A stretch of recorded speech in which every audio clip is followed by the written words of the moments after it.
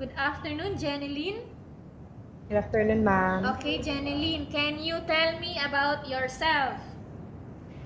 Yes, ma'am. Hi, ma'am. I'm jennilyn Villa, 28 years old from Davao City, Philippines. I'm married, ma'am. I have two kids, one 7 years old and one is 1 year old.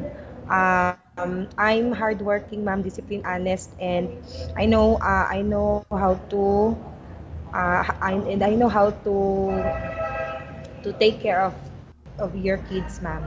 Okay, I have a few questions for you to answer, so let's start. Why do you want to work as a maid? Because I want to earn money for my family, ma'am. Why you choose Malaysia when there is a lot of other country?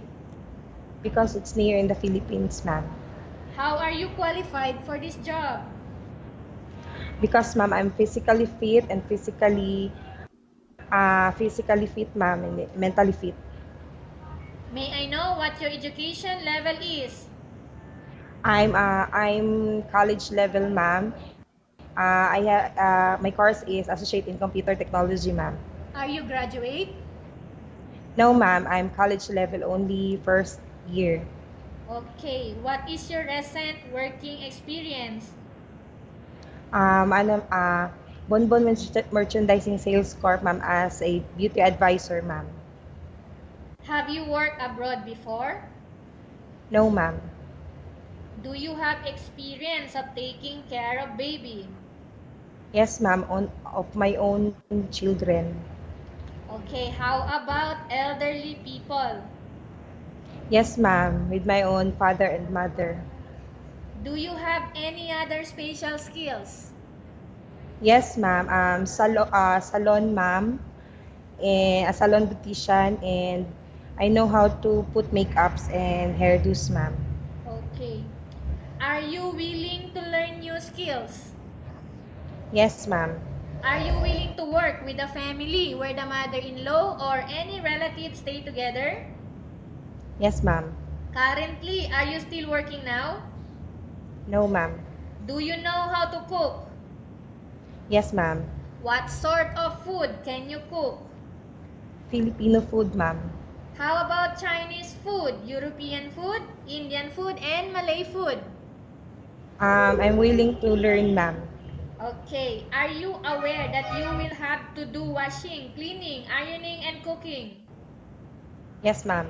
From all the house chores like washing, cleaning, ironing, and cooking, which do you like most? Cooking, ma'am. If ever you were selected to work in Malaysia, who will take care of your kids? My mother-in-law. You are not allowed to use handphone during working hours. Yes, ma'am. You are only allowed to use handphone after you finish all the works and when going to bed. Yes, ma'am. You are strictly needed to surrender the handphone to your employer in the morning and your employer will return back to you once you're going to bed. Yes, ma'am. If ever your employer finds out that you're abusing of using your handphone and it's affected your work performance, your employer will confiscate your handphone and you are not allowed to hold it anymore. Instead, Yes, your ma'am. employer will allow you to call to your family 3 times in a month. You only Yes, allowed to ma'am. bring normal phone and you are not allowed to bring smartphone. Are you agreed for the terms and condition?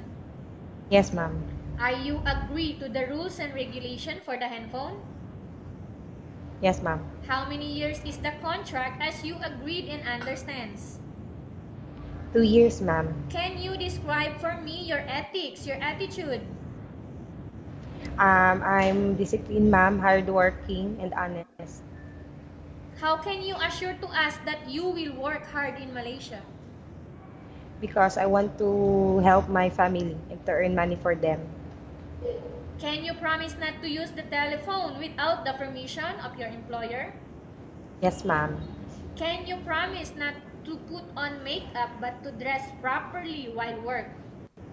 Yes, ma'am. Can you promise not to invite friends and relatives without the consent of your employer? Yes, ma'am. Can you promise not to ask for advance salary from your employer under any circumstances? Yes, ma'am. Do you pay any placement fee for you to come to Malaysia to work as a maid? No, ma'am. Do you really understand of the rules and regulation of the agency? Yes, ma'am. Do you have any history of sickness, breast cancer, or any other illness? No, ma'am. Do you suffer from any skin diseases, allergy, or physical defect? No, ma'am. Have you suffered from any serious illness? No, ma'am. Do you smoke? No, ma'am. Have you undergone any operation? No, ma'am. Are you medically fit? Yes, ma'am. Are you in any medication? No, ma'am. Are you allergic with any food? No, ma'am. Are you preferred to work for the employer of any race? Yes, ma'am. Are you preferred to eat the type of food taken by your employer? Yes, ma'am. Are you afraid of being left alone in the house? No, ma'am. Are you afraid of dogs or other pets? No, ma'am. Can you promise to work according to instruction from your employer? Yes, ma'am. Do you have any immediate family working in Malaysia? No, ma'am. Okay, Jennilyn, we have finished our question Yes, ma'am. section. Let's go to case study. I have a case study for you and I want you to answer me truthfully, okay? Yes, ma'am. Upon arrival in Malaysia within 6 months only, if ever any of your family members passed away, what will you do? I will not go back here in the Philippines, ma'am, because I want to finish my contract as I signed in the agency. Okay, tell us about yourself and why do you want to work in Malaysia as domestic helper? I'm jennilyn. Just call me Jen. I want to work here, there in Malaysia. It's just because I want to earn money for my family, and aside from that, it's near in the Philippines. And if ever you will choose me, ma'am, I promise to do my best. Okay, Jennilyn, what Yes, do ma'am. you want to tell to your employer who are watching your video right now? Hi, ma'am. Hi, sir. Good afternoon. Good day. I'm Jennilyn, ma'am. Choose me as your household worker, ma'am, because I'm physically fit, mentally fit, and emotionally fit, ma'am.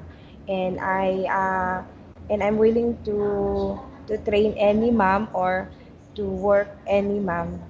And I want this job because of just because of my family, ma'am.